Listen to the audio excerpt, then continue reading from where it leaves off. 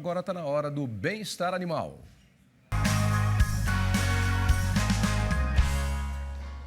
Bem-estar animal de hoje com o professor Matheus Paranhos. Bom dia, professor Matheus Paranhos.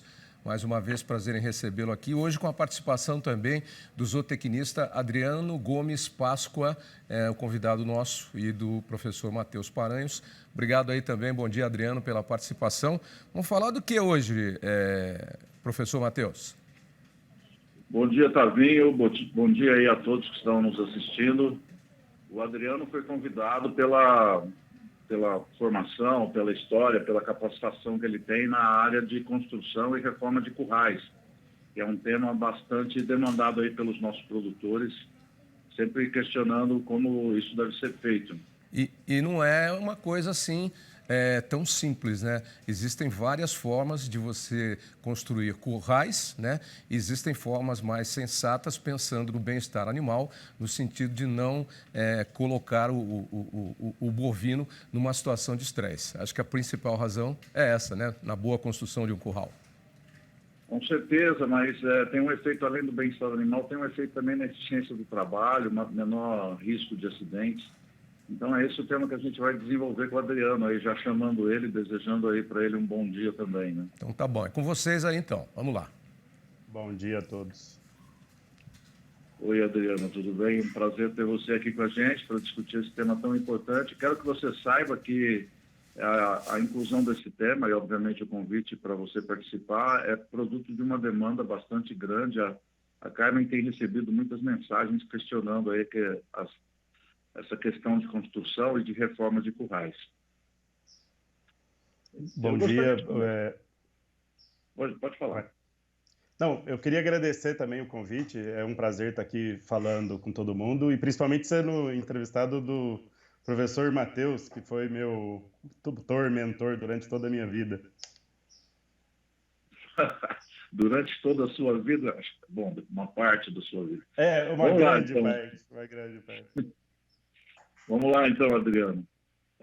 As demandas que a Carmen, principalmente a Carmen, recebeu, né? Mas eu também gostaria de saber se a construção de currais novos, ou mesmo a reforma de currais que já estão em funcionamento, né, para adequação aí para a adoção das boas práticas de bem-estar animal, se essas ações resolvem todos os problemas no manejo dos bovinos. Então, esse é um tema interessante. Quando a Carmen me fez o convite, eu fiquei muito lisonjeado. E é realmente isso que acontece, né, Matheus? O pecuarista muitas vezes investe dinheiro, tempo em reformas ou em construções de curral, e que ela sozinha, por melhor que fique o resultado final, não vai resolver o problema completamente, né? Associado a isso, é muito importante que se tenha uma relação de manejo adequado, né? Então, quanto ao manejo adequado, a gente fala sempre em não gritar com os animais, conhecer o comportamento do gado, saber se posicionar. Tudo isso, às vezes, ao longo do tempo, a gente tem percebido que sozinho já resolve muitos dos problemas da construção ou da reforma de um curral novo, né? Um exemplo clássico disso, você conhece mais do que eu, a fazenda do seu Elvésio. Eu fui lá visitar ele uma vez. O manejo dele era tão perfeito, era tão tranquilo, era tão silencioso, e o curral dele era um exemplo do curral para não se ter numa propriedade. Era aquele curral todo quebrado, caindo aos pedaços, tinha umas gambiarra lá que ele fazia com telha de zinco amparando, e o manejo funcionava perfeitamente. Então, essa é uma frase que você usa muito e eu peguei para mim, eu uso também nos treinamentos. Um bom manejo resolve problemas de instalação que está ruim, mas um ótimo curral, o melhor curral do mundo, não resolve problema de manejo ruim. Isso é impossível de ter.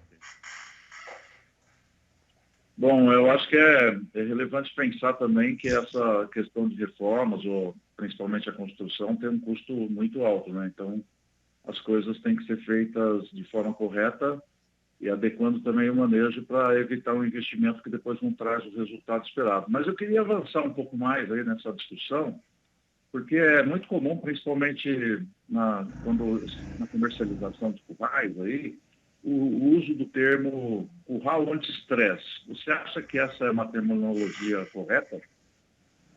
Então, essa é outra coisa que me dói bastante escutar das pessoas, e eu acabo fazendo uma brincadeira com o pessoal.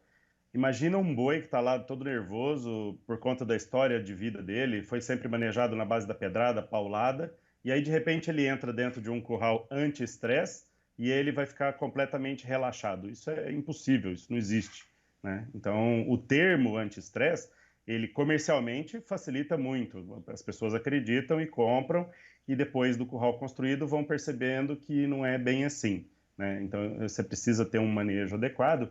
E muitas vezes esses formatos de currais padronizados, né, que você já compra o curral, ele é daquele jeito, você não muda nada ou quase nada nele. Muitas vezes ele não se adapta à realidade daquela propriedade, né? Tenho alguns clientes, inclusive, que me pedem para fazer reforma nesses currais. Esse curral recém-construído, com 1 ano, 2 anos de uso, e o cara já quer reformar porque tem algumas situações ali dentro dele que não facilitam o manejo com o gado, muito pelo contrário, tem alguns cantos, paredes em curvas, tudo isso atrapalhando de uma certa forma o manejo. Fora que esse curral, esse modelo anti-estresse que é vendido, que é comercializado, é um modelo muito grande. E por ser muito grande, ele é caro, né? E a segunda coisa é que ele demanda muitos vaqueiros para trabalhar. Então eu preciso ter ali sempre muita gente. E o custo operacional dele acaba ficando mais alto também para manejar os animais. É interessante, né, essa discussão, porque anti-estresse seria algo que elimina o estresse. E o curral sempre causa algum estresse. Você tem que conter, vacinar, ou em alguns casos fazer ações, às vezes, até muito mais estressantes, como a marca-fogo e castração, por exemplo, né? Claro, bovino é um animal de rotina. O fato de você tirar ele lá do curral e levar para dentro da instalação, isso já causa um estresse. A gente tem que minimizar esse estresse. Então, já podemos sugerir aí um termo novo, curral de baixo estresse, talvez, né? Com manejo de baixo estresse. Olha só, se a gente considerar que muitas fazendas já têm currais antigos, mas em boas condições de uso, o que você recomenda ser feito em termos de mudanças simples na infraestrutura para facilitar o manejo? Então, a gente pode pensar em 2 frentes de trabalho, né? Aquela frente mais barata, que seria uma coisa meio que óbvia, né? Que é a manutenção do curral, trocar tábuas que estejam quebradas, trincos de porteira, que é coisa simples de ser feito, mas que na hora que você está ali manejando fazem muita diferença e às vezes você corre o risco de se machucar por conta de não ter isso funcionando bem. Limpeza dos currais, o pessoal às vezes, mas o curral precisa ser limpo, o negócio meio...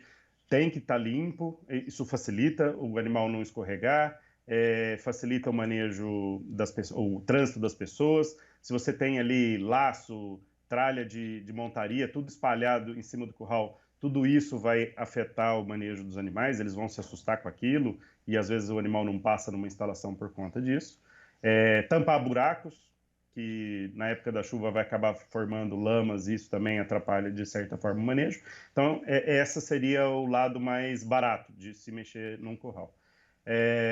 Do outro lado, se o meu problema é um pouco mais profundo, eu tenho problemas estruturais graves, um morão que está com a base dele apodrecida e eu preciso fazer uma troca de qualquer forma, aí eu já posso pensar em algumas pequenas reformas, né? Então, eu vou melhorar o trânsito ali, diminuir a seringa em V, para ela facilitar o manejo, para o gado não ter tanto espaço para rodar e voltar para onde está vindo. Fazer a instalação, às vezes, de uma porteira giratória, que vai facilitar também a condução desses animais para dentro do tronco coletivo. A instalação de uma porteira, aqueles troncos coletivos muito grandes, que cabem 10, né? A gente já foi em algumas fazendas, cabiam até 30 animais, e isso gera um problema danado. Então, às vezes, fazer a instalação de uma porteira ali próxima ao tronco de contenção, fazendo como se fosse uma espera, né? E isso evita que entrem 2 animais ao mesmo tempo dentro do tronco de contenção. Então, essas são pequenas alterações que poderiam ser feitas e que facilitariam o manejo de alguma forma.